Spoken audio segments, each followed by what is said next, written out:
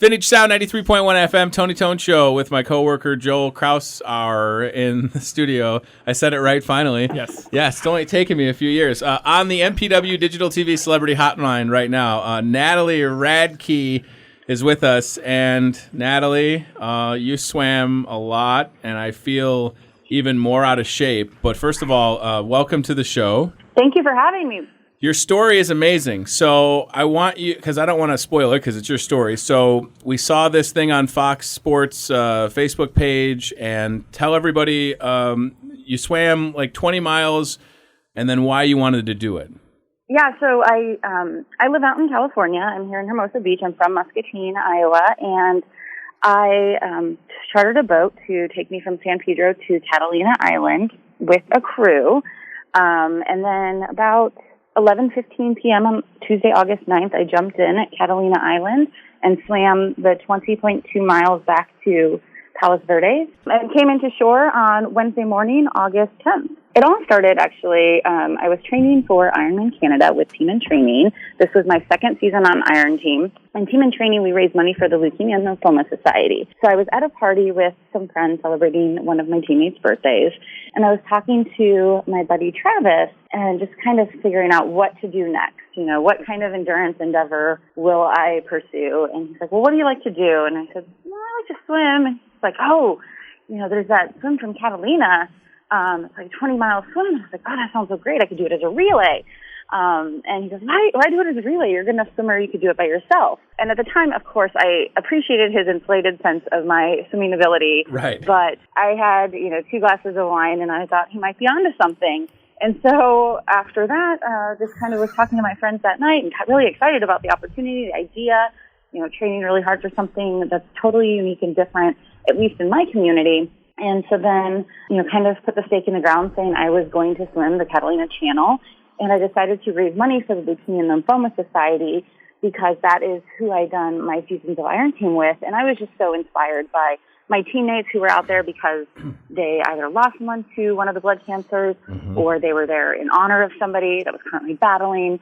I myself don't have a personal connection to leukemia or lymphoma. Sure. But because of my friends and my love for them, I decided to do this in support of all of their efforts and inspiration that they had given to me. So that's why I decided to raise money for the Leukemia and Lymphoma Society. And so far, with matching gifts and all of the donations that have come in, we're over $24,000. Holy cow. I know. Wow. I had first set a goal of $15,000 and thought that was going to be audacious. And, just totally crushed that. On Monday morning, I woke up on August 8th, and I had about 12,100, and I thought I wasn't going to hit the 15,000. Yeah. Lo and behold, through the night, my amazing crew, by the way, I have an entire crew of people that are there for me, 2 kayakers, a crew chief, a backup crew chief, 2 companion swimmers, and then there's actually 2 observers from the Catalina Channel Swim Federation that legitimize the swim. Make sure, I'm not wearing a wetsuit, make sure I don't touch the kayak. They count my stroke rate per minute to make sure I'm still, feeling all right. So, I didn't realize that it was such a big production. Now, I guess I didn't assume that you just you cannonballed in off a boat and started swimming. But I mean, that is amazing. You're totally right. You talk about team. I mean, because that 20 miles. Okay, people think 20 miles, and I don't swim great lengths. I mean, outside of like going to the Y or whatever. But that is such a long way. So it's necessary to have that support, isn't it? It absolutely is. They were there watching me stroke by stroke, making sure I had my nutrition. So that's another thing. I actually take nutrition off the kayak, so that's how I consume calories throughout the entire swim. And, they were there for moral support, emotional support, and literally got me from start to finish. I could not have done it without them. They were absolutely fantastic. And I selected each person, because what they would bring to the team, what they would bring to the table, and they were absolutely magnificent and exceeded any expectations that I ever could have had. They were doing live stream footage all night. Wow. on the Facebook live feed, and so that was incredible. It's taken me several hours to even try and catch up on on the enormous support. And all of my friends and, coworkers and family near far and wide were watching it. So they were loving that they could feel engaged and feel a part of it, right there with me when I jumped off the boat. And Natalie, you mentioned how your family and friends could watch back home. I was reading the post that was on Facebook earlier this morning where your dad said, if you're going to do this, don't do it too late in August because I've got football games I need to officiate. Yeah. And I've known your dad for years. He's a teacher of mine. He actually, as a coach, he's flagged me a couple of times for saying things I shouldn't say. But talk about. Your family's still back here in Muscatine, and what kind of support have they given you throughout this adventure as well? It's been absolutely phenomenal. That was the initial reaction. I think that was also kind of before they really knew the magnitude of what this was, and at the time, I knew it was a 20-mile swim, but I didn't even realize quite the magnitude and the breadth and scope that this would take with, the community. And my parents have been nothing short of amazing. They are actually out here right now. They came out to see me finish. They were on the shore. I had my dad stay with my mom because, she gets seasick and everything. So they were there at the finish. Barely made it by 6 minutes. They had to hustle from my brother's house. Holy cow. Yeah, they were like, we were about to text your brother and tell you guys to slow down. But they've been awesome. I mean, honestly, I called my dad crying the other day with just emotions of happy emotions and just, oh my gosh, this is crazy, and they've just been so strong, so supportive, so selfless to come out here and everything that they've sacrificed, throughout the years, age group swimming, high school swimming, everything. I'm glad that they could be here and be a part of it. It's been awesome. They've been my biggest cheerleaders. I'm trying to remember. I was closer in age to your brother Brian. Were you a distance swimmer in the Muscatine swimming program, or what were your strengths as a swimmer growing up? Yeah, for high school, as far as high school swimming goes, I was a 200 freestyler, 500 freestyler, and then 100 butterfly. And your sister she rode crew at Iowa, didn't she? Yeah, she did, and she actually swam as well. Okay. But she was more of a sprinter. She did, the 100 and 200. So yeah, it's in the family. I was going to say, like testing your endurance, and you mentioned getting ready to go to Canada for an Ironman competition. Is that like soon, like in a week or a month, or? Oh, that was July 26th. Okay, good. All right. 2015. Nice. So this was amidst my training for that I was, us kind of crazy endurance folks, we always are thinking, well, now that we've conquered that, what's next? Right. I already have friends asking me, as soon as I came to shore, well, what are you going to do now? And I'm like, let me just be able to lift my left arm, please. Let me get past this, and then we'll talk. I was going to say, it's nice. It's nice to have things that you want to do, but after you swim 20 miles, you probably just want to relax. I mean, of course, you're going to challenge yourself, but it's almost like, let me just chill out and then see what else you can do. I mean, so would you say that, doing the Ironman events, there's so much involved, would swimming be your favorite, or do you like the bicycling or the running or what?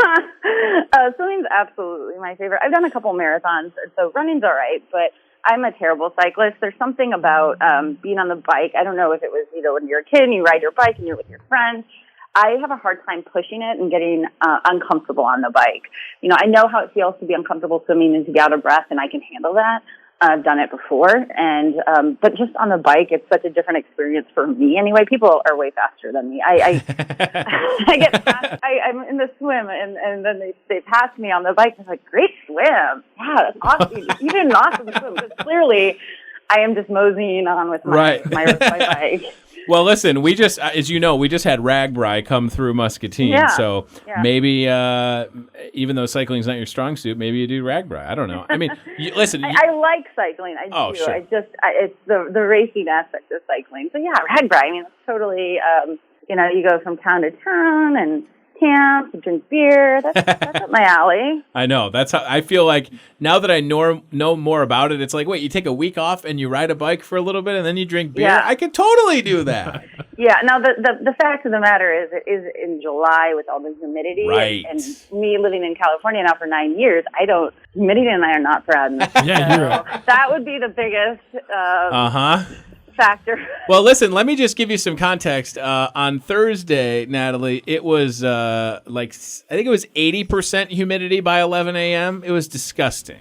It was absolutely disgusting. And it doesn't do us. I mean, I don't know anybody that could say that they like humidity. I mean, one quick last question about the actual sport itself, Natalie. What was it like transitioning from, swimming in the pool to open water swimming? I mean, I personally am deathly afraid of sharks. I would imagine that that's obviously a risk. I know you've got your crew to keep you watching there, but I was watching some of the open water swimming in the Olympics and things like that as well. What are the different challenges from swimming in a pool versus swimming in open water? That's a great question. They're totally different. I grew up swimming all through high school, pool swimming. So that was comfortable for me. I actually did not get in the ocean until February of 2014 when I was training for my first Ironman. And that was a different experience. You have swells, you have choppy water, not to mention it's cold. And at that time I was actually able to wear a wetsuit. So it was, that helps keep you buoyant. The neoprene in the wetsuit does. But there's definitely aspects where you do have, and I've I don't want to say I've overcome it, but I very rarely thought about it during my swim yesterday, where you do think about sea life, and you just kind of try to think about something else really quickly. I was doing my first night swim in the ocean with my buddy up in Malibu because it's darker up there, and I don't know if any of you have seen The Princess Bride, but yes. you just get totally irrational when you're out there. I was like, oh my gosh, screeching eels and what's going on? Every little wave you see, you're like, oh my God, is that a dorsal fin? and then finally he's like, just relax, get out of your head and just swim. Just imagine something else. Imagine, just walking on the strand in Hermosa and right. Okay, and then it's just calm and you think about other things. And honestly, I wish I could say I thought about a lot of amazing stuff yesterday, solved world problems or anything like that. Nope. I just kept breathing and thinking of songs, and unfortunately, I don't know that many songs from start to finish. So it was a lot of a lot of the chorus and nothing else. And so then I was quickly reverting to another song. But to get back to your original question, pool swimming is so different because you do have the black line on the bottom of the pool. You can follow straight. You know where you're going. You have the flip turn or the wall at the end with the cross where you can do like a flip turn, or if you just turn around. It's kind of a break from swimming, if you will. Right.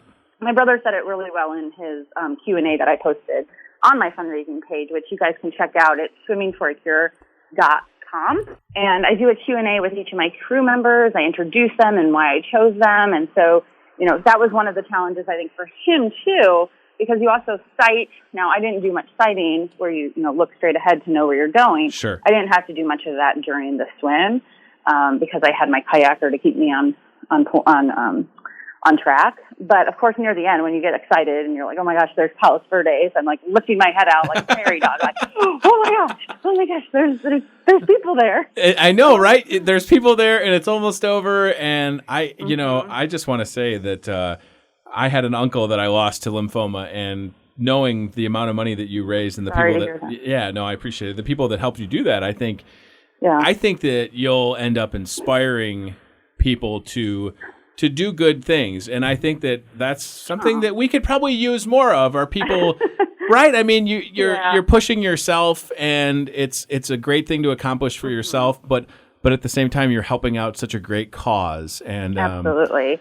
I hope definitely morphed from a goal and stake in the ground to something so much bigger than myself. And I'm glad for that. That was what was inspiring me out there and kept me going, and saying you cannot fail, you cannot stop, you cannot, failure is not an option. You just have to get to the other shore. You just have to, even if that's one arm. I had 8 miles left and my left arm my shoulder was tweaking and really in severe pain. And so it was basically useless. Oh my gosh. For the remaining miles, it came and went. But yeah, it was just focus on the finish and remember why you started. Well, you did, and congratulations again. We're so happy for you back here in Muscatine. Thank you so much. And there must be something about Muscatine people going to Hermosa Beach, because my friend Steve DeVore is out there too. I don't know if you know Steve. My dad knows him, and he's actually one of my donors. I've never met Steve. I don't know Steve, but he's out here, and thank you, Steve, and everybody else who donated as well. I mean, honestly, it was awesome. And about 2.4 miles away, my crew chief, Brad, was yelling at me, that we broke 20,000. And wow. That brought tears to my eyes, and absolutely incredible. Well, it's such a great story, and I really appreciate your time. Please get some rest. Absolutely. And take a nap or whatever you need to do. And look us up the next time you're back in the great state of Iowa, when it's not humid, by the way. Right. Come sometime in the early spring. Perfect. Well, Natalie, listen, thanks. Have a great rest of your day, and we'll talk to you soon, okay? Thanks, Natalie. Tony. Thank you, Joel. Take care. Appreciate it. Bye. Bye, guys.